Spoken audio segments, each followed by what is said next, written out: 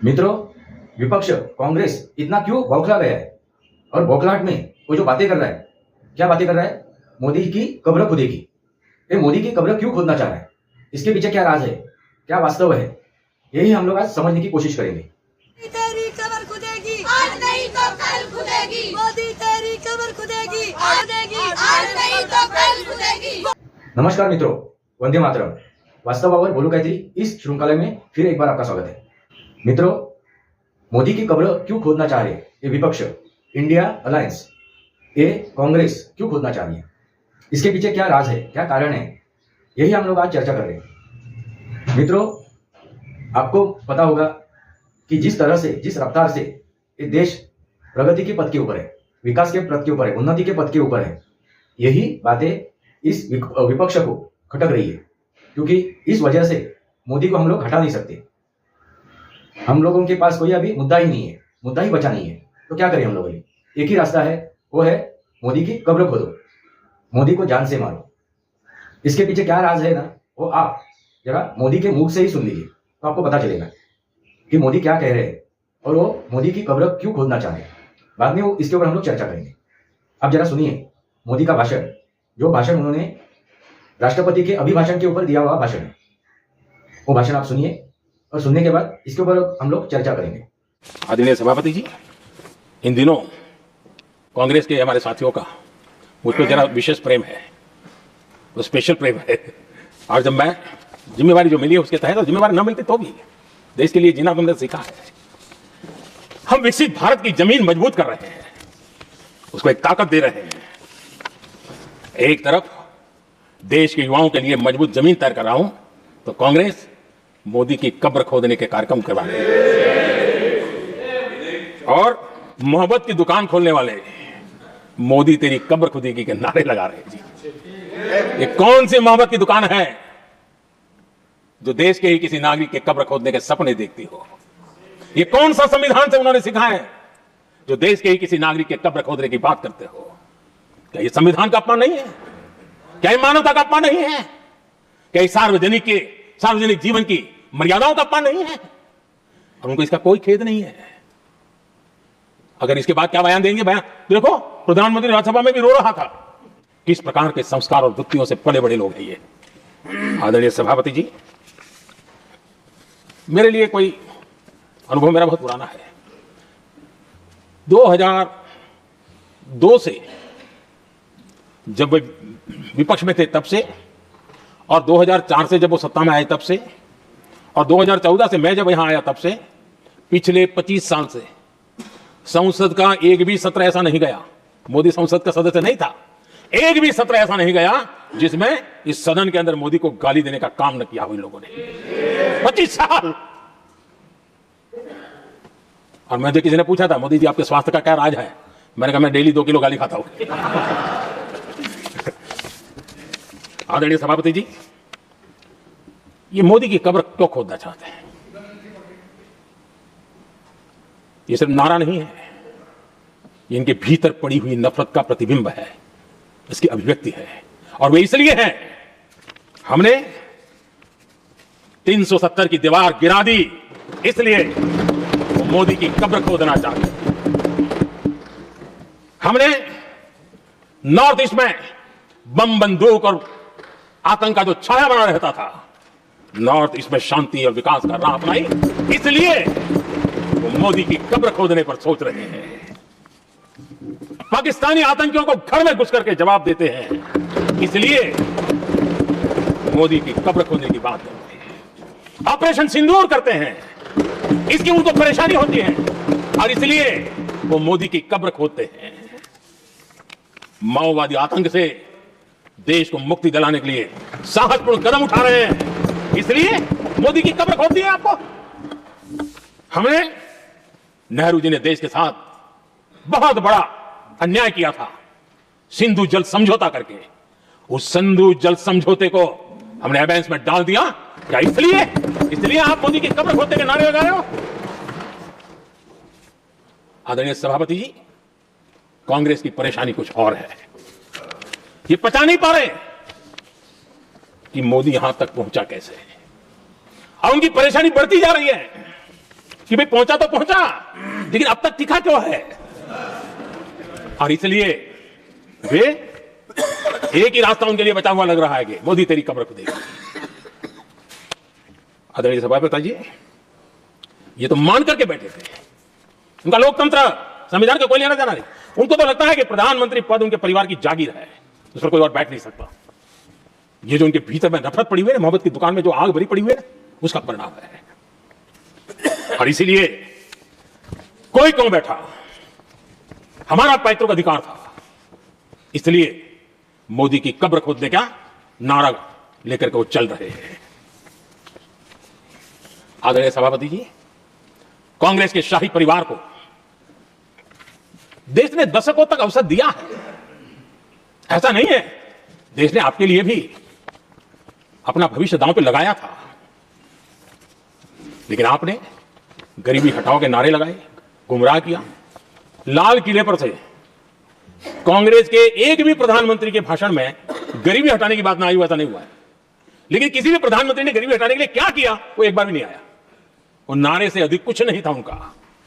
और मोदी ने रास्ता अपनाया गरीब को एम्पावर करने का, गरीब को सशक्त करने का। और मेरे देश के गरीबों को मैं सलाम करता हूं, उन्होंने देश की योजनाओं को समझा, स्वीकारा और अपने सामर्थ्य को बढ़ाने के लिए प्रयास किया। मैं देश के गरीबों का गौरवगान करता हूं कि हमारी नीतियों पर भरोसा करके, हमारी नीयत पर भरोसा करके उन्होंने भी अपने आप को खपाने के लिए कोई कमी नहीं रखी। और 25 करोड़ मेरे गरीब परिवार के भाइयों ने गरीबी को परास्त किया और खुद गरीबी से बाहर आए हैं। मैं उनको सलाम करता हूं। मेरे 25 करोड़ देशवासी जो निराशा में पड़े हुए थे, दूर एक आशा की किरण दिखाई दी, उठ खड़े हुए और आज हमारे साथ चल पड़े। आदरणीय सभापति जी, 2014 के पहले इंप्लीमेंटेशन की बातें करते थे। हमारे यहां सैकड़ों लोग रेलवे क्रॉसिंग पर मरते थे। स्कूल की बस रेलवे क्रॉसिंग से जा रही है, 20-20, 25-25 स्कूल के बच्चे मरने की खबरें आती थी। अनमैन्ड रेलवे क्रॉसिंग, वो इतना बड़ा काम नहीं था कि नहीं कर सकते थे। ये काम भी मुझे करना हुआ और हमने सारे अनमैन्ड क्रॉसिंग बंद कर दिए, लाखों लोगों की जिंदगी बचा ली। इसलिए ये मोदी की कब्र खोदना चाहते हैं। आदरणीय सभापति जी, 2014 से पहले इस देश में 18,000 गांव ऐसे थे जिनको बिजली का मतलब पता नहीं था। बिजली का कोई तार होता है, कोई बल्ब होता है, कोई लट्टू जलता हुआ उसमें उजाला निकलता, पता नहीं था उनको। 18,000 गांव 2014 के बाद जब आपने हमें दायित्व देशवासियों ने दिया, उन 18,000 गांव जिन्होंने कभी बिजली का मुंह तक नहीं देखा था, बिजली का शब्द भी कान पे नहीं सुना था, उन घरों में उजाला पहुंचाया। इसलिए इनको मोदी की कब्र खोदने के सिवाय अब कोई रास्ता नहीं दिख रहा है। आदरणीय सभापति जी, वो भी एक वक्त था जब देश में बार बार खबरें आती थी, मीडिया में हेडलाइन हुआ करती थी, सरहद की स्थिति के संबंध में बयान आते थे। गोला बारूद नहीं है, बुलेट प्रूफ जैकेट नहीं है, बर्फ के बीच खड़ा है, बर्फ में खड़े रहने के लिए जो जूते चाहिए जूते तक नहीं उसके पास, ये खबरें आती थी। हमने देश के जवानों के लिए खजाने खोल दिए, देश के जवानों को जो चाहिए वो देने की क्या पड़ेगी।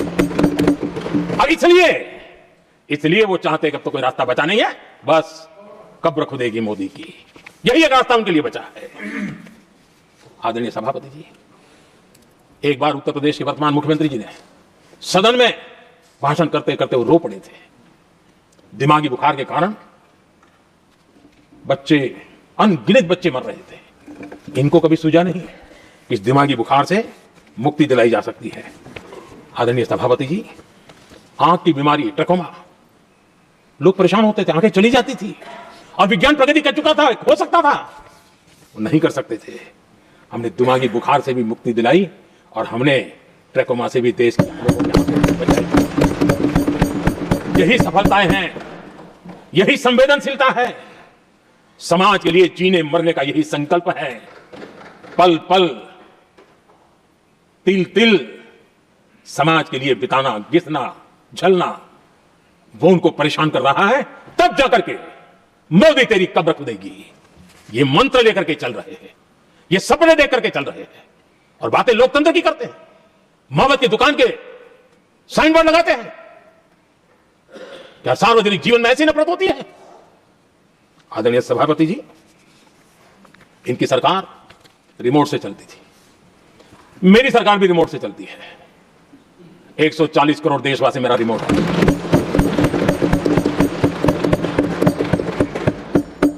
140 करोड़ देशवासियों के सपने, 140 करोड़ देशवासियों की आकांक्षाएं, देश के नौजवानों के संकल्प, इनके लिए हम जीते हैं, इनके लिए सरकार चलाते हैं। सत्ता हमारे लिए सुख का रास्ता नहीं है, सत्ता हमारे लिए सेवा का माध्यम है।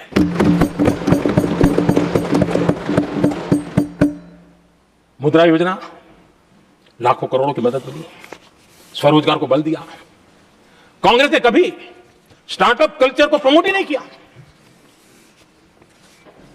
कुछ सैकड़ों में स्टार्टअप बेचारे अपने उनको पता भी नहीं था। और इनका तो हाल यह है आदरणीय सभापति जी, अपने घर के स्टार्टअप को भी वो लिफ्ट नहीं कर पा रहे।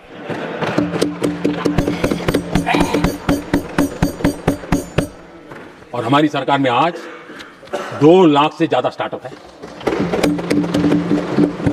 और जब सफलता एक के बाद एक जन सामान्य के दिलों को जीतती है ना, तब जाकर के उनके पास एक ही रास्ता बचा है, मोदी तेरी कब्र खुदेगी। लेकिन उस हमारा याद कीजिए, बीएसएनएल को लेकर के चुटकुले चलते थे, कार्टून बनते थे। आज स्वदेशी 4G स्टैक हमने खड़ा कर दिया। 5G दुनिया में सबसे तेज गति से रोल आउट करने का काम हमने कर दिया। कम्युनिकेशन की नई जनरेशन, नई टेक्नोलॉजी, नई सोच, इसको हमने आगे बढ़ाया। और इसलिए दर्द जुबान पे आ रहा है, मोदी तेरी कब्र खुदेगी। आदरणीय सभापति जी, गरीब की सेवा ये मेरा सौभाग्य है। 4 करोड़ गरीबों को पक्के घर देना मैं जीवन में सुकून मानता हूं। बिजली, पानी, गैस का सिलेंडर, टॉयलेट की सुविधा, मुझे लगता है कि हाँ, परमात्मा ने मुझे सही दिशा में काम करने की प्रेरणा दी है।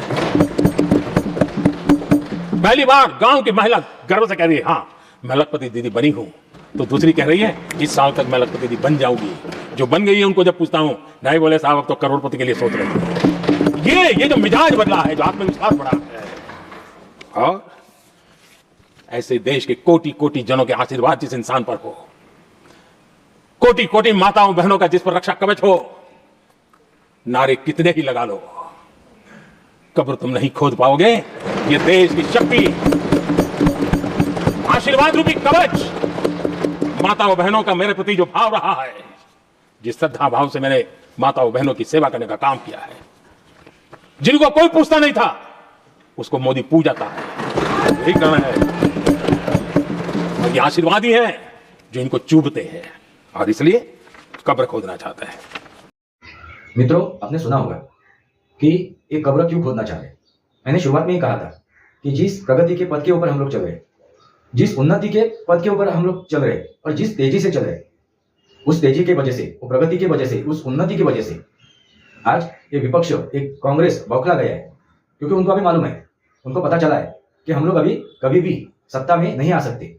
सत्ता का मार्ग, दरवाजा मोदी ने हमेशा के लिए हम लोगों के लिए बंद कर दिया। क्योंकि सिर्फ गरीबी हटाओ ऐसे चंद मुद्दे लेके, गुमराह करके, दिशा भूल करके वो अपना वोट बटोरते थे, डर दिखा के वोट बटोरते थे, जाति धर्मों का डर बिठा के। अभी पिछले लोकसभा के चुनाव में 2024 के, उन्होंने संविधान बचाओ, लोकतंत्र बचाओ ऐसा मुद्दा खड़ा किया था। वाकई में था क्या? नहीं दोस्तों, यही संविधान की पहले हत्या कर रहे हैं।